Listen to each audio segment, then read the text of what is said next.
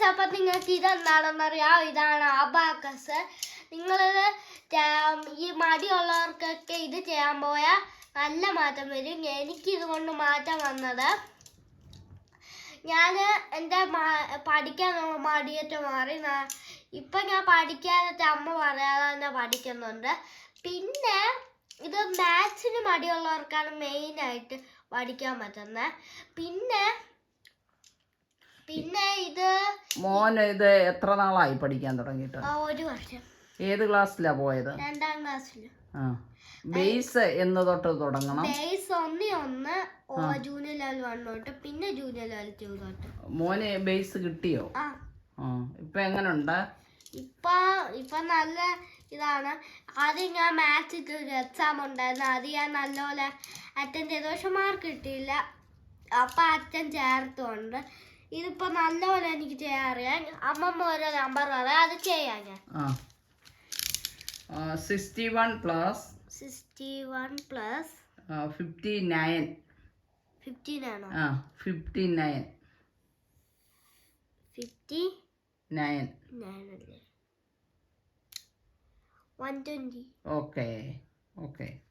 ഒരെണ്ണം കൂടെ പറയട്ടെ. 47 പ്ലസ് 82. 82.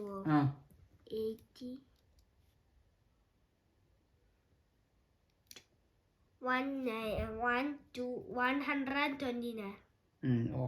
ഓക്കെ. ഇനി ഒരു വിഷ്വൽ ചെയ്തേ. വിഷ്വൽ എങ്ങനെ ചെയ്യുന്നതെന്നൊന്ന് ഒന്ന് കാണിച്ചു കൊടുത്തേ. കാണിക്കാൻ പറ്റുന്നില്ലെങ്കിൽ അതിന്റെ പറഞ്ഞൊന്ന് മനസ്സിലാക്കിക്കേ. ഗൈസ്, അത് ഇതേപോലെ തന്നെയാണ്. ഇത്രയൊരു അബാക്കസ് കാണും. പിന്നെ ഇതിന്റെ ഈ പീഠത്തെ ഓർത്ത, അത് നിങ്ങൾ ജൂനിയർ ലെവൽ 1 തൊട്ട് 4 വരെ ആണുള്ള. അപ്പൊ നിങ്ങൾക്ക് ഇത് ഓർമ്മ വരും. അതുകൊണ്ട് ഇപ്പൊ എനിക്ക് നമ്പർ വെച്ചാലൊക്കെ അറിയാൻ പറ്റും. എന്നാ ഞാനൊരു വിഷ്വൽ ചെയ്യാൻ ഒരെണ്ണം പറയട്ടെ. 30 പ്ലസ് 50.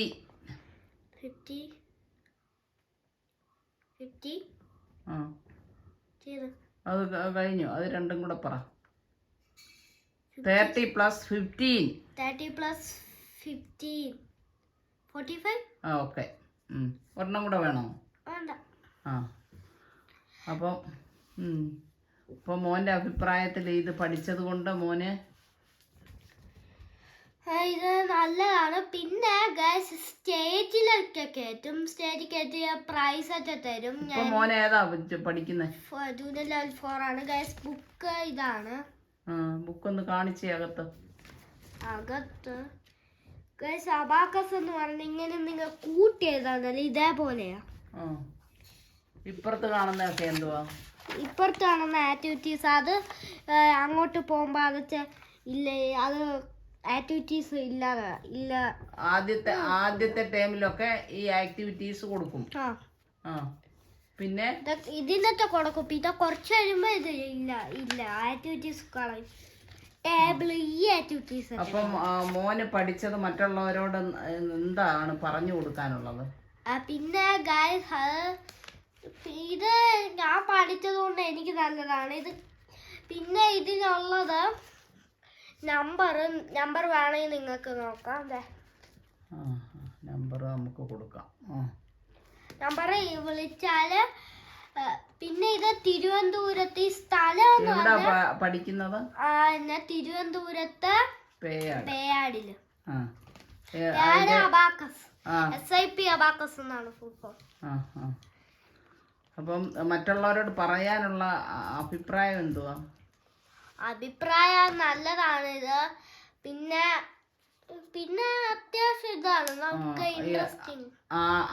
ബേസ് തൊട്ട് പഠിച്ചില്ലെങ്കിൽ പറ്റത്തില്ല. മോന് ബേസ് തൊട്ട് പഠിക്കാൻ പറ്റി. പിന്നെ video like, subscribe, share your friends. Bye. കൂട്ടുകാരെ, എനിക്ക് നിങ്ങളോട് പറയാനുള്ളത് അനന്തൻ്റെ അമ്മമ്മയാണ്. അനന്തൻ ഈ അബാക്കസിന് ചേർന്നതിന് ശേഷം ഒരുപാട് മാറ്റങ്ങൾ അനന്തനിൽ വന്നതായിട്ട് ഞങ്ങൾക്ക് മനസ്സിലായി. ആദ്യം പഠിക്കാൻ ബുദ്ധിയുള്ള കുട്ടിയായിരുന്നിട്ട് പോലും ഭയങ്കര മടിയായിട്ടാണ് ഞങ്ങൾ അനന്തനെ കണ്ടത്. അങ്ങനെ ഇരിക്കെ അനന്തൻ്റെ അച്ഛനും അമ്മയും ഒരു അബാക്കസിൻ്റെ ഒരു മീറ്റിങ്ങിൽ പങ്കെടുക്കുകയുണ്ടായി. അന്ന് 2ാം സ്റ്റാൻഡേർഡിലോട്ട് കയറുന്ന സമയമായിരുന്നു. ആ മീറ്റിംഗ് പങ്കെടുത്തതിന് ശേഷമാണ് അനന്തനെ 1 വർഷമേ ആയിട്ടുള്ളൂ അനന്തൻ പഠിക്കാൻ തുടങ്ങിയിട്ട്. ഭയങ്കര മടി. കാരണം വൈകിട്ട് അമ്മയും മോനുമായിട്ട് ഭയങ്കര മൽപ്പിടുത്തമാണ് ഞാൻ കണ്ടുകൊണ്ടിരുന്നിട്ടുള്ളത്. പക്ഷേ ഇപ്പോൾ അതെല്ലാം മാറിയിട്ട് അനന്തൻ ഒറ്റയ്ക്ക് പഠിക്കുന്നതായിട്ട് നമുക്ക് കാണാൻ സാധിച്ചു. അതുപോലെ എത്ര നമ്പർ കൊടുത്താലും അതൊക്കെ വിഷ്വൽ ചെയ്തും അല്ലാതെയൊക്കെ വേഗത്തിൽ ഉത്തരം പറയുന്നതായിട്ട് നമുക്ക് മനസ്സിലായി.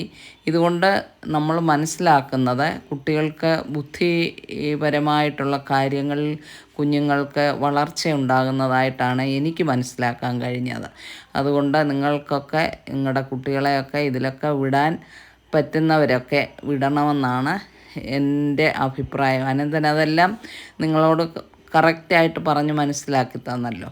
അനന്തൻ പറയുന്ന സാരാംശം UKG മുതൽ കുട്ടികൾക്ക് ഇതിൻ്റെ ബേസ് കിട്ടിയാൽ നല്ലതാണെന്നും അതുപോലെ 2ാം സ്റ്റാൻഡേർഡിലായിട്ട് പോലും അനന്തനെ ടീച്ചേഴ്സ് അകമഴിഞ്ഞ ആത്മാർത്ഥതയോടുകൂടി എക്സ്ട്രാ ക്ലാസ്സുകൾ കൊടുത്ത് അനന്തനെ മറ്റു കുട്ടികളുടെ ഒപ്പം കൊണ്ടുവന്നതിനും ഞങ്ങൾ ഈ സന്ദർഭത്തിൽ നന്ദി അർപ്പിക്കുകയാണ്.